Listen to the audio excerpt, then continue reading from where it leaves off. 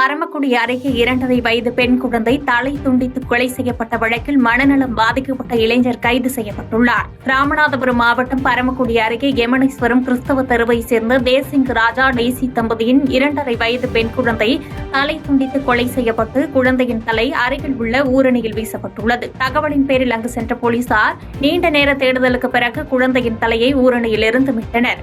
மேலும் வழக்கு பதிவு செய்த போலீசார் தீவிர விசாரணை நடத்தியதில் கொலை செய்யப்பட்ட குழந்தையின் மாமனான சஞ்சய் மனநலம் பாதிக்கப்பட்டதும் குழந்தையின் கழுத்தை கத்தியால் அறுத்து தலையை ஊரணியில் வீசியதும் தெரியவந்துள்ளது.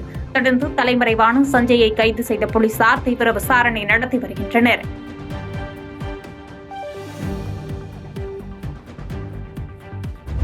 இளைஞர்களுக்கான அரசியலை தாவேக ஊக்குவிக்காததால் திமுகவில் இணைந்ததாக முன்னாள் தாவேக நிர்வாகி வைஷ்ணவி தெரிவித்துள்ளார். தமிழக வெற்றிக் கழகத்திலிருந்து சமீபத்தில் விலகிய கோவையைச் சேர்ந்த வைஷ்ணவி முன்னாள் அமைச்சர் செந்தில் பாலாஜி முன்னிலையில் திமுகவில் இணைந்தார்.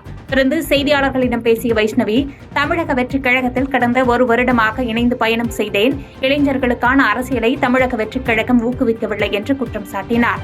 மேலும் தாவக என்பது இன்னொரு பாஜக என்பதே உண்மை என்று விமர்சித்த அவர் திமுகவில் இணைந்ததாக தெரிவித்தார். மேலும் திமுக வழியாக தன்னுடைய மக்கள் பணி தொடரும் என்று கூறினார். மாண்புமிகு மேற்கு மண்டல தளபதி திரு செந்தில் பாலாஜி அண்ணா தலைமையில் இணைஞ்சிருக்கேன். தாவேகாவை பொறுத்த வரைக்கும் தாவேகா இன்னொரு ஸ்க்ரீன் ஆஃப் பிஜேபி அப்படிங்கிறது தான் உண்மை. அதனால் இன்றைய தினம் இன்று முதல் திராவிட முன்னேற்ற கழகம் வழியாக என்னோட மக்கள் பணி தொடரும் அப்படிங்கிறது தெரியப்படுத்துகிறேன். தமிழக முதலமைச்சரின் நியாயமான முன்னெடுப்பிற்கு கிடைத்த வெற்றி என்று உச்சநீதிமன்றத்தின் தீர்ப்பு குறித்து அமைச்சர் முத்துசாமி கருத்து தெரிவித்துள்ளார். ஈரோடு காளிங்கராயன் கால்வாயில் தூர்வாரும் பணியினை துவக்கி வைத்து தமிழக வீட்டு வசதி மற்றும் மதுவிலக்கு ஆயத்தீர்வைத்துறை அமைச்சர் செய்தியாளர்களை சந்தித்தார். அப்போது தெரிவித்த அவர், அமலாக்கத்துறை வழக்கில் உச்சநீதிமன்றத்தின் தீர்ப்பு நியாயமான தீர்ப்பு என்றும் அது வரவேற்கத்தக்கது என்றும் தமிழக முதலமைச்சர் எடுத்த முன்னெடுப்பிற்கான வெற்றி இது என்று கூறினார். டாஸ்மாக் துறை அதிகாரிகள் இடி அதிகாரிகள் நடத்திய விதம் வருத்தத்திற்குரியதாக இருந்ததாகவும் டாஸ்மாக் அனைத்து கடைகளிலும் விரைவில் வெல்டிங் மிஷின்கள் பொருத்தப்பட்டு தவறுகள் ஏதும் நடைபெறா வண்ணம் நடவடிக்கை எடுக்கப்படும் என்று தெரிவித்தார். அது உச்சநீதிமன்றம் தெளிவாக இதை பற்றி சொல்லியிருக்கிறது. எனவே அதற்கு மேலே அந்த உச்சநீதிமன்ற உத்தரவை பற்றி அதிகமாக விவாதிப்பதற்கோ பேசுவதற்கோ அது இடம் இருக்கக்கூடாது. ஏன்னா உச்சநீதிமன்றத்துடைய உத்தரவு ஒரு சரியான உத்தரவை உச்சநீதிமன்றம் கொடுத்திருக்கிறது.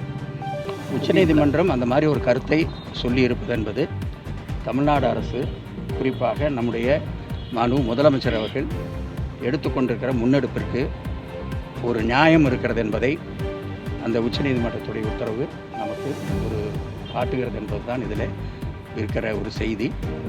எனவே இந்த உத்தரவு வந்திருக்கிறது என்பதற்காக வேறு வகையில் நாங்கள் பேச விரும்பவில்லை. உச்சநீதிமன்றம் சரியாக அதை கவனித்து ஒரு சரியான உத்தரவை போட்டிருக்கிறது.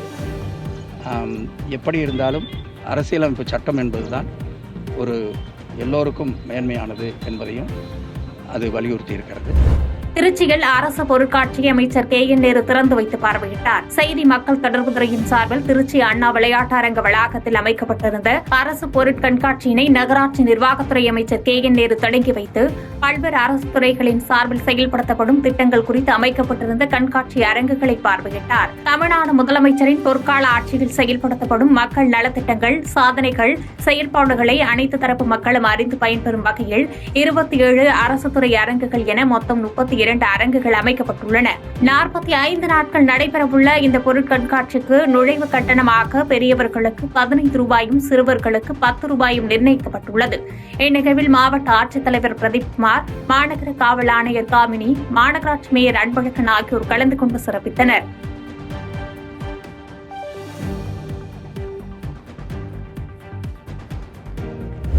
கூட்டணி தொடர்பான முடிவுகள் ஜனவரி 9ஆம் தேதி அறிவிக்கப்படும் என பிரேமலதா விஜயகாந்த் கூறியுள்ளார். தூத்துக்குடியில் கட்சி நிர்வாகி இல்ல திருமண விழா நிகழ்ச்சியில் கலந்து கொள்வதற்காக விமானம் மூலம் தூத்துக்குடி வாகைக்குளம் வருகை தந்த தேமுதிக பொதுச் செயலாளர் பிரேமலதா விஜயகாந்த் செய்தியாளர்களை சந்தித்தார். அப்போது பேசிய அவர், சட்டமன்ற தேர்தலை முன்னிட்டு ஜனவரி மாதம் கடலூரில் மாபெரும் மாநாடு நடத்த திட்டமிட்டுள்ளதாக கூறினார். மேலும் கூட்டணி தொடர்பான முடிவுகள் ஜனவரி 9ஆம் தேதி அறிவிக்கப்படும் என்று தெரிவித்த அவர், பொள்ளாச்சியில் பாலியல் வன்கொடுமைக்கு நீதிமன்றம் காலதாமதமானாலும் சரியான தீர்ப்பு கொடுத்துள்ளதாக வரவேற்றார்.